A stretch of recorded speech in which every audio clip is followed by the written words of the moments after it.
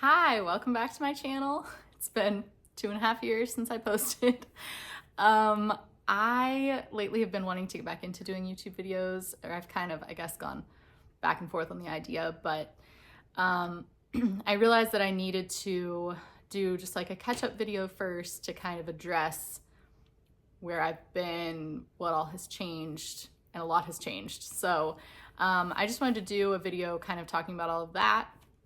I took notes because there's so much, this video could go on for like 5 hours if I don't, but okay, I'll get right into what happened. So you might already know this if you follow me on Instagram, but I know not all of you have Instagram and stuff. So the last 2 videos that I posted were, first of all, that I was pregnant with my second baby, and then also that we were moving out to the country and we were building a house. And so it really felt like everything was just going really like well in life. And I guess long story short, I ended up having a miscarriage at 16 weeks. And it was very, very traumatic and like the hardest thing I've ever gone through. And I'm not going to tell the details of the story.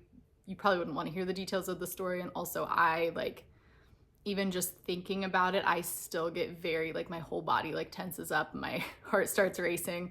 It was like a really traumatic experience.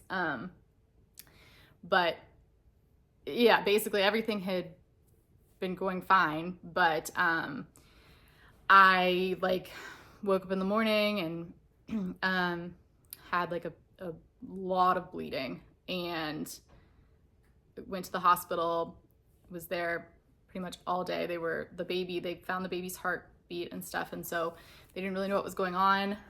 So they were running a whole bunch of tests, and the care that I got was really, really horrible. Like I would say maybe like borderline malpractice, like it was.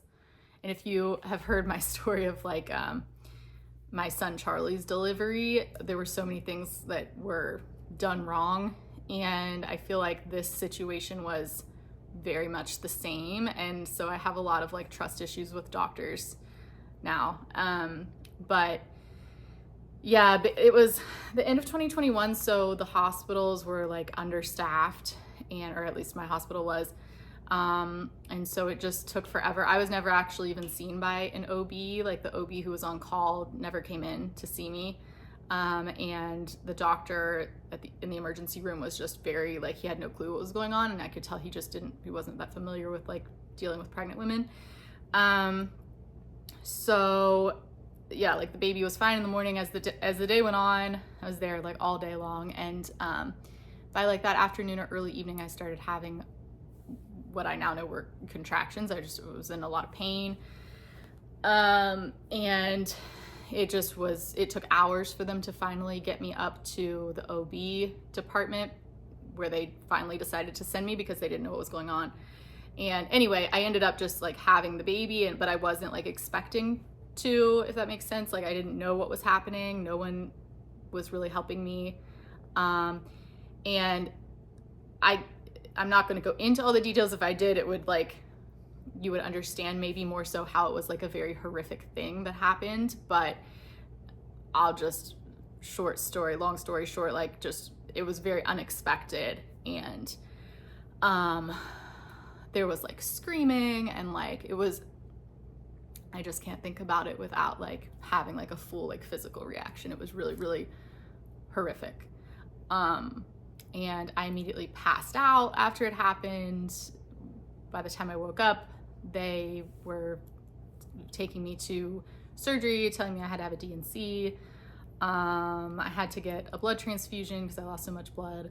And yeah, I don't know how else to say it. It was just very, very traumatic. And I was later diagnosed with PTSD, actually. It was really, really hard. And there were kind of 2 parts of it for me where, you know, first of all, I was just grieving. It's very, very sad to go through a miscarriage. I know like a lot of people, probably a lot of you watching, have been through miscarriages. It's a pretty unfortunately a common thing. There was also the layer of the fact that this was our one and only actually genetically normal embryo from when we did IVF. So it was hard to just accept the fact that like that we might not ever be pregnant again. That might be like my last pregnancy. But also there was this like other level of just trauma that so it felt like I was always kind of going back and forth between the two. So yeah, that was really, really hard. Like I said, I tried to kind of keep that the short version. But basically after that happened, I was put on antidepressants. But I really kind of just had a very hard time. I mean, I think that's understandable, but if I didn't have my son Charlie when I was going through that, like I think I could have really gotten to a dark place. And so I'm very, very thankful for him and like in many ways, but he really like got me through that because he gave me a reason to get out of bed in the morning and try not to cry. He just made me happy during a time where it was like really dark and really I just had a lot of like flashbacks all the time, and yeah, it was hard. Anyway, we also like after that happened, we had to continue moving forward with the process of building our new house, which was like a dream come true, but I feel like I didn't really care at that point. It wasn't really fun for me anymore. We had like chosen our plans and stuff with thinking that we would be having 2 children in this house, and so we like had his room picked out and stuff. And so when we lost him, it was kind of it put this dark cloud over the whole process, and I don't feel like we really got to enjoy it as much. We were still very much like going through the stages of grief, and it took me a very long time to like get through it. And I feel like, I mean, even now I can still like cry about it at the drop of a hat. Like it still feels like raw to me in a way. Like I don't know, maybe it always will, but I at least now, it's been like 2.5 years later, I do feel like I'm kind of getting back to who I used to be, like in terms of creatively and things like that. I used to feel like I would never get back there and I would never be the same again.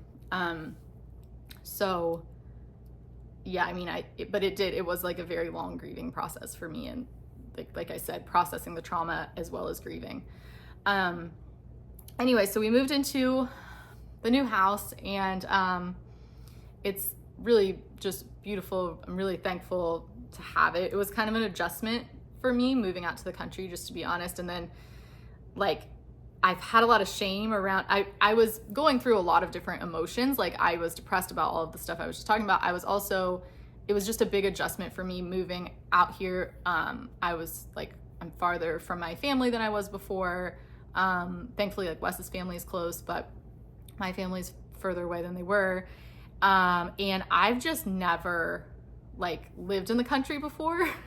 And I kind of had expectations of what I thought it would be like, but having to drive really far to get anywhere was a big like shock for me. I guess I just didn't realize how different that was going to be. And just not having neighbors and stuff. I mean, there are a lot of like good things about it. And now that I've kind of adjusted, I've grown to appreciate those things more. But it took a while for me to just adjust to being so in the middle of nowhere. Okay, so in the year following the miscarriage, which this would have been 2022, I was really in a state of mind of like, we need to have another baby ASAP. And I think like part of that was on a subconscious level, maybe I was trying to kind of replace, because we had just lost a baby, and I was kind of like, this wasn't a conscious thing, but in hindsight, I'm like, maybe I thought if we could just hurry up and have another baby, it would be like that didn't happen, you know? Of Of course, that's not true, but I think that was like subconsciously what I was trying to do. And my body was in no position at that time to do another IVF transfer because I had lost so much blood that my iron was like chronically low. They couldn't get it back. I had to do a bunch of iron transfusions and stuff. But I actually had a transfer scheduled, and then we had to cancel it because my iron was so low. So I was trying to get all of that back to normal. But in the meantime, we were talking to like adoption agencies, and we even did like a 6-week foster care program because after talking to the adoption agency, she kind of like scared us off from going that route at first. And we were like, well, there's a real need with foster care. So we did all the foster care classes. And the very last, all of the foster care classes had been about trauma, like the child's trauma, because all children who are in foster care are traumatized. And then the very last class was about, they're like, we're going to talk about trauma some more, but this time it's you as the foster parent processing your own trauma, because a lot of you have come here after infertility, and like you really need to make sure that you have processed your own trauma before you can be a rock for these kids, because they really need that. And I think that I didn't realize that I hadn't processed it yet, but I really hadn't. And because like I said, it was a very long process for me to get through that. And so that very last class, we kind of realized like that we weren't ready for that. So we decided not to do foster care, not to adopt, and just to kind of take our time and kind of work on healing, like emotionally and physically. So I ended up going to a naprotechnology doctor, and I might do a whole video about naprotechnology because I think that not enough people know about it, but basically it's like a natural fertility doctor.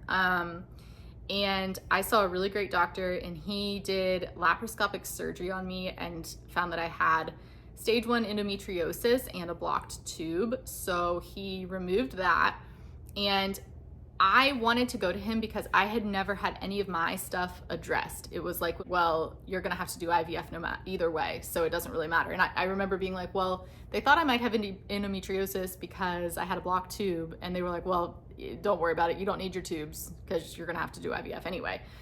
So none of my stuff was ever addressed. So I just wanted to see what exactly was going on in there. And yeah, it was just mild endometriosis, nothing major, but he removed that. Also, in the span of like 6 to 9 months after the miscarriage, I gained a lot of weight. And it was like at a speed that you would have to really be trying to gain that much weight. I'm still working on losing it now, but I don't know if it was my adrenals being completely burnt out.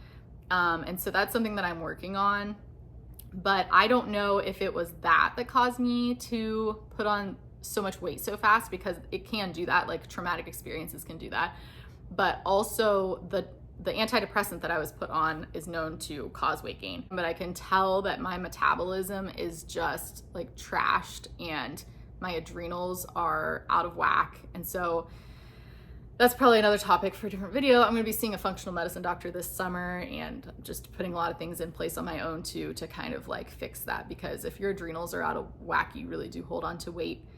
But yeah, that hasn't been fun, just like not feeling like myself. But I have made a little bit of progress, and earlier this year, I did wean off of antidepressants. I'm not saying that you should do that if you're on them, but I felt like I was at a point where I could get off of them.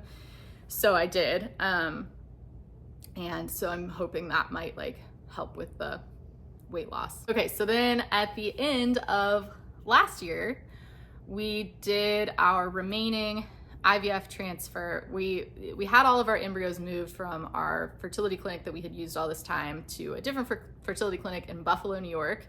And they were really great. And the reason we did that was because our remaining 3 embryos were not genetically normal based on the testing, and our old clinic refused to transfer them. So but we wanted to transfer all of them. I had talked to a genetic counselor and she said that they were transferable in the sense of, but they would either work or not work. And we just felt like we wanted to give all of them a chance, just like on a moral level. We like, the only other options are to have them destroyed or to like keep them in storage forever. And we didn't want to do that. So we wanted to make sure we transferred them all. So we went up there to transfer them. Long story short, 2 of the embryos that we had planned on transferring together, because they had very low odds, when they went to take them out or whatever to thaw them, there had been an error at the lab and they weren't frozen properly. So they had sort of like disintegrated, which was, we were just like, you've got to be kidding. We found this out like the morning of the transfer. And so then they thought probably that the 3rd one would also be the same, but the 3rd embryo actually was there. So we did transfer that one. And I had a positive pregnancy test for like a day. And then it ended up being like what they call a chemical miscarriage, like a very early miscarriage. So unfortunately, we didn't have success with our remaining embryos. Of course, 2 of them, it was just a freak accident. But we did have a sense of relief afterwards, just being done with IVF completely, because we've been on this IVF roller coaster for about 10 years now almost. And so we were just ready to like close that chapter. And then after that, Wes decided to get a second opinion and saw like the top urologist in our kind of local city. And she kind of said, I don't know like what's causing your issues, but it's not going to get better. Like there's really nothing we can do. And this was like a very like top rated urologist, not here in our little small town, but like in the nearest city. And so for her to say that, I was just like, well, like we're done. Like we're either gonna have to adopt or just be done. And he'd already seen a urologist in the past with a fertility doctor as well, who had said the same thing. But he wasn't satisfied with that, and he was doing his own research, and he was like, I've never had an ultrasound. No one has ever done an ultrasound, and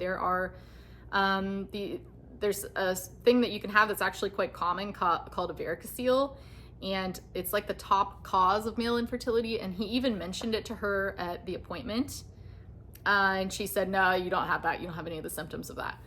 Well, he ended up calling back and saying like, I want an ultrasound. And so they did one, and it found out, what do you know, he actually did have not 1, but 2 varicoceles. So he had surgery to fix that earlier this year, which has the potential to basically like cure our fertility issues, but also has the potential to do nothing. Like, it's kind of like a 50-50 chance. But when we found that out, I was like, I didn't know whether to be happy or furious, because I just felt like, why did no one check for that all these years? It almost felt like the urologist that we initially saw 10 years ago, it almost felt like we had just been put through the system of like, oh, you have to have IVF because it's like the most expensive thing. And I hate to be like cynical like that, but in hindsight, that it's like, if all you had to do was an ultrasound, why would you not have done it then? But anyway, at least we found out when we did, and we still have like a little bit of hope. Ever since the transfer that we did at the end of last year, I've been having like a lot of issues, and I went to the doctor and they said I had a small fibroid and also mild adenomyosis, which causes like really, really painful, heavy periods. And I didn't have either of those 2 things prior to doing the transfer. And I know that because they do like a really thorough analysis of your uterus before you do an IVF transfer. So my guess is that the hormones mess things up. So working on getting all of that hopefully sorted out. If I can't, basically adenomyosis like doesn't get better. So it just gets worse and worse. And basically she said like, you're kind of on the path to a hysterectomy if it doesn't improve. And I really, really, really don't want that. So I'm really hoping that this functional medicine doctor can help me We still have some hope that we could still potentially get pregnant now that Wes has had this surgery. But also now that time has passed, like I mentioned earlier, I was very desperate to have a baby. Like after, like in the year following the miscarriage, I really felt this like desperation to have a baby because I felt like, oh my gosh, like Charlie is gonna be an only child. And, or like if too much time goes by, the age gap will be so huge that it's practically like being an only child. It's not like they're gonna be able to play together. And that was very like, I just felt so, this like sense of urgency. And then, but after a certain amount of time passed, it is now at the point where if we were to have another baby, there would be a huge age gap. And, like, I'm okay with that. And I've kind of just accepted that none of this is in my control. You know, we can only do what we can do. And we've done a lot. We've done a lot. And so it's really just in God's hands. And like I kind of had to let go throughout this entire 10-year process, let go of control and it just is what it is. Like our family's going to look how it looks. And I have kind of rested in contentment lately of just feeling like I'm happy the way that things are. I'm really blessed that we have our son and we are a family. Like sometimes I feel like it almost feels like you're not a real family unless you have 2 kids. Maybe that's just my head, but like we are. And so I've had a lot more contentment in that lately, and I've tried to kind of just look on the bright side of that. But if nothing happens in the next year of, you know, trying after him having this surgery and stuff, it's like, then we'll really have to decide if we want to adopt or not. And I think like we would be fine to adopt if it was a simple process, but it's very, very complicated and expensive. I would love to have another child, but I also feel content with how things are right now. So I just go back and forth, I think. Yeah, I don't know. We'll just have to wait and see what the future holds. Yeah, I really wasn't sure if I ever wanted to do YouTube again, but lately, Charlie's been in school. He does like hybrid homeschool this year. And so I do find myself having more time and wanting to do something meaningful with my time. Let me know if you have any like specific requests in the comments. I'd really appreciate that. Thank you for listening to this long story. This was like the actual very short version. I mean, this just know I could have talked for like 4 hours. So this was the short version, but it actually still ended up being pretty long. So if you've listened to all of this, I really appreciate it and thank you. And I will see you in my next video. Bye.